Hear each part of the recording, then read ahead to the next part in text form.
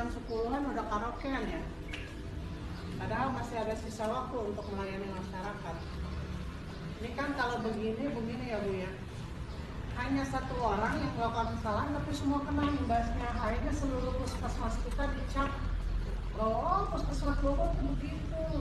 Harusnya kan begini ketika ada pasien atau siapapun itu, apalagi jam kerja, jangan OP yang saat OP terus kita santai-santai, kan nggak boleh begitu. Ini kan masa pandemi COVID yang lagi tinggi-tingginya. Ibu di sini ada berapa orang yang tugas di sini?